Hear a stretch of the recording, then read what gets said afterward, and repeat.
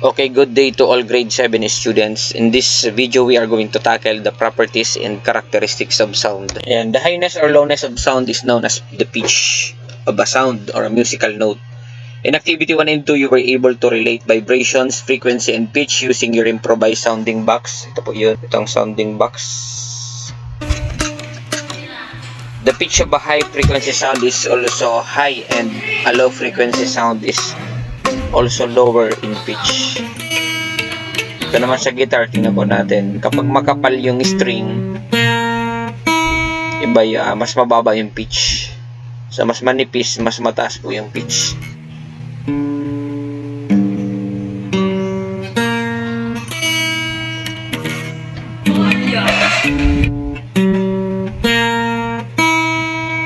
Okay, when you were in your earlier grades, you studied about the human ear. Our ear and that of animals are the very sensitive sound detectors. The ear is a part of the peripheral auditory system. It is divided into three major parts. We have the outer ear, the middle ear, and then the inner ear. The outer ear, called the pinna, collects the sound waves and focuses them into the ear canal. This canal transmits the sound waves to the eardrum. The ear canal is the eardrum membrane or the tympanum. It separates the outer and the middle ears physically. Air vibrations set the eardrum membranes in motion that causes the three smallest bones, the hammer, anvil, and the stirrup, to move. These three bones convert the small amplitude vibration of the eardrum into large amplitude oscillations. These oscillations are transferred to the inner ear through the oval window. So behind the oval window is the snail shell-shaped liquid filled organ called the cochlea. The large amplitude oscillations create waves that travel in liquid.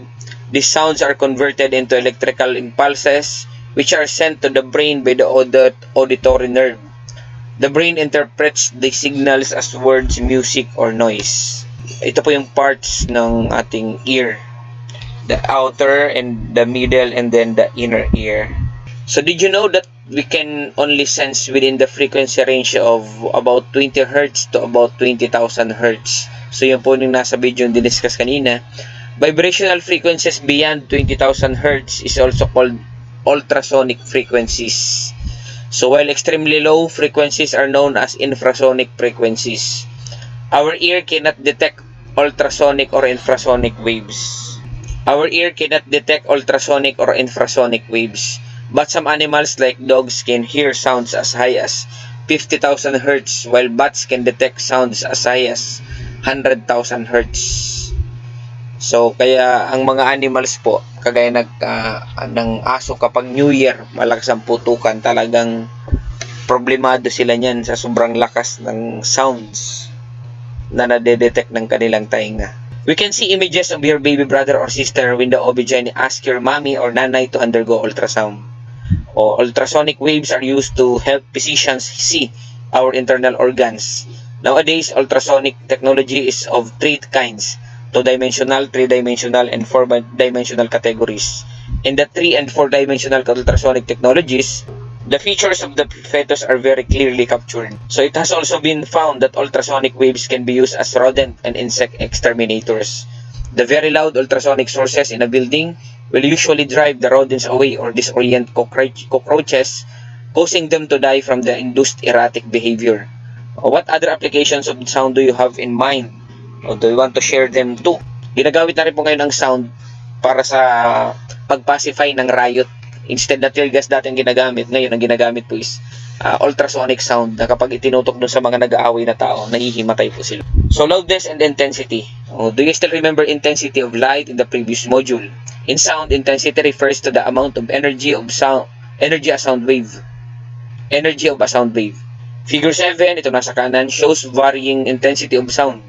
High amplitude sounds usually carry large energy and have higher intensity, while low amplitude sound carry lesser amount of energy and have lower intensity. So sound intensity is measured by various instruments like the oscilloscope.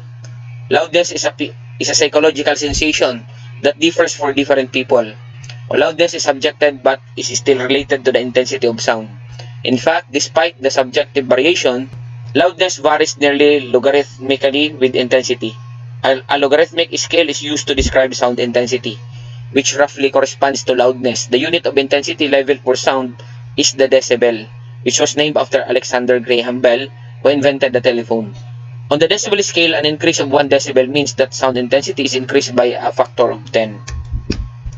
Father and son duo interprets the loudness of a sound differently.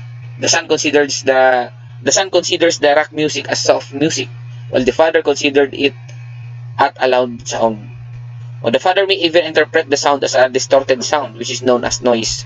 Noise is wave that is not pleasing to the senses. So, depende sa tao kung yung ba yung noise or music. Depende sa psychological states natin.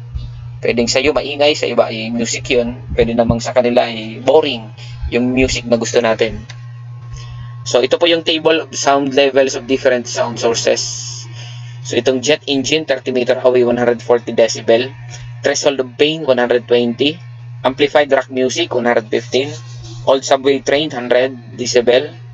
Average factory, 90. Busy street traffic, 70. Normal conversation, 60. Library, 40. Close whisper, 20. Normal breathing is 10. Threshold of hearing, 0.